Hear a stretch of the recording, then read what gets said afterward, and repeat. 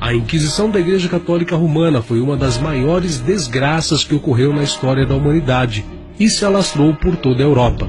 Em nome de Jesus Cristo, sacerdotes católicos montaram um esquema gigantesco para matar todos os hereges na Europa. A heresia era definida da forma como Roma quisesse definir. E isso abrangia desde pessoas que discordavam da política oficial aos filósofos herméticos, judeus, bruxas e os reformadores protestantes. Em nenhum lugar nas Sagradas Escrituras, Jesus matou alguém que discordasse dele. Tampouco ensinou que seus seguidores fizessem isso. Nenhum dos apóstolos deu essa instrução no Novo Testamento. Porque o Filho do Homem não veio para destruir as almas dos homens, mas sim para salvá-las. Os inquisidores católicos levavam a vítima ao ponto da morte muitas vezes, e depois paravam a tortura, de forma que a vítima revivesse, e depois pudessem ser torturadas novamente. Durante a atuação da Santa Inquisição em toda a Idade Média, a tortura era um recurso utilizado para extrair confissões dos acusados de pequenos delitos até crimes mais graves. Diversos métodos de tortura foram desenvolvidos ao longo dos anos. Os métodos mais agressivos eram reservados àqueles que provavelmente seriam condenados à morte.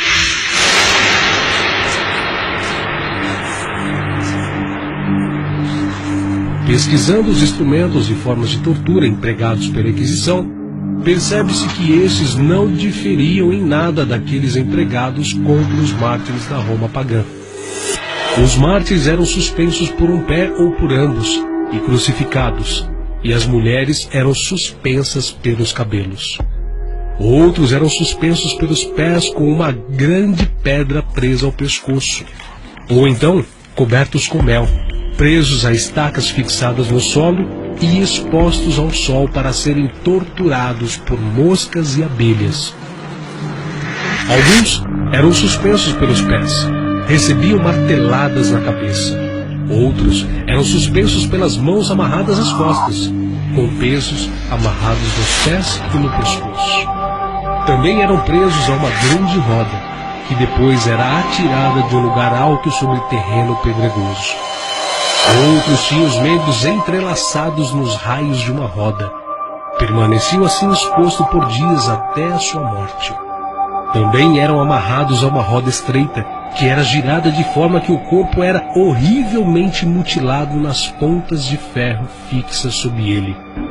Eram colocados em uma talha, tracionada por força humana, estirados, esmagados numa prensa.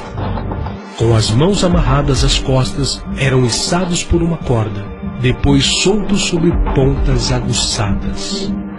Eram açoitados e espancados, seja presos a estacas ou sobre aguçadas espigas de ferro. Outros eram apedrejados e também esmagados debaixo de enormes pedras. Torturados com garras de ferro, onde partes de seus corpos eram rasgados pelos ganchos. Ou então, pendurados de cabeça para baixo, tinham partes do corpo queimado com uma tocha. Eram lançados em caldeirões de óleo fervente ou fritos em uma enorme panela quente. Eram colocados sobre uma grelha de ferro e assados, ou dentro de um boi de bronze sobre o qual era acesa uma fogueira. Outros tinham os olhos e a boca queimados com fogo.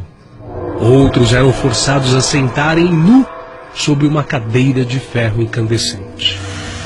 Também eram forçados a caminhar em cima de brasas, enquanto chumbo fundido ou outra substância corrosiva era derramado sobre suas cabeças.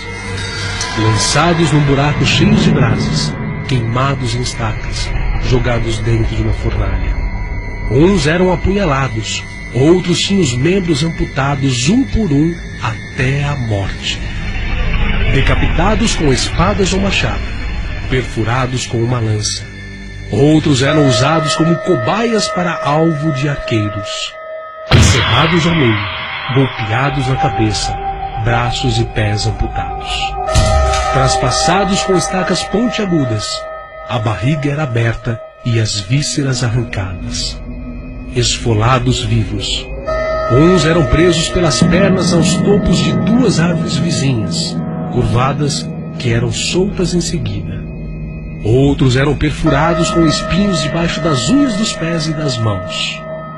Os mártires eram presos numa rede e expostos a touros selvagens, jogados ao chão, nus para serem devorados por cães ferozes, amarrados para serem dilacerados por animais, arremessados de lugares altos, presos em caixas de chumbo e atirados em um rio, ou costurados em um saco com uma vibra e lançados ao mar, pendurados pelo queixo ou pendurados com peso sobre os ombros, presos em roda onde eram rolados sobre pontas afiadas ou sob uma fogueira acesa, estirados sobre um cavalete ao ponto de terem os braços e pernas deslocados, colocados em barcos em chamas e lançados ao mar. As mulheres tinham os seios amputados, os homens a língua cortada, os dentes arrancados ou o olho perfurado.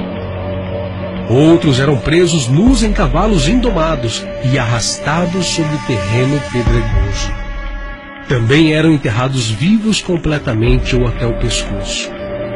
Todos estes suplícios, os mártires sofriam com resignação, sabendo que teriam uma recompensa celestial reservada para eles, a qual é sobreexcelente a dor física ou humilhação a qual foram expostos. Porque para mim, tenho por certo que as aflições desse tempo presente não são para comparar com a glória que em nós há de ser revelada. Além de todo o massacre que era realizado em nome de Deus durante a Inquisição, a Igreja também organizou guerras religiosas intituladas de Guerra Santa. O objetivo alegado pela Igreja Católica para a realização destas guerras era a reconquista da Palestina, ou Terra Santa como é chamada hoje, a qual nesta época estava de posse dos árabes muçulmanos. O Papa prometeu perdoar os pecados de todos aqueles que fossem para a guerra.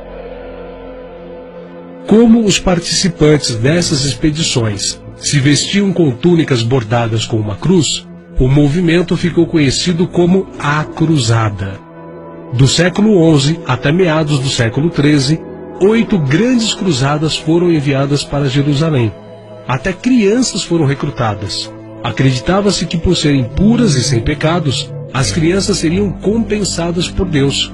Porém, o seu final foi trágico. A maioria acabou morrendo no caminho, de fome ou de frio, e outras foram vendidas como escravas. Em inúmeros aspectos, as cruzadas foram um desastre. Todas falharam. Os cruzados não conseguiram expulsar definitivamente os muçulmanos, e isso durou por séculos, chegando até os nossos dias. Diante de Pôncio Pilatos, disse Jesus: "O meu reino não é desse mundo. Se o meu reino fosse desse mundo, colocariam os meus servos."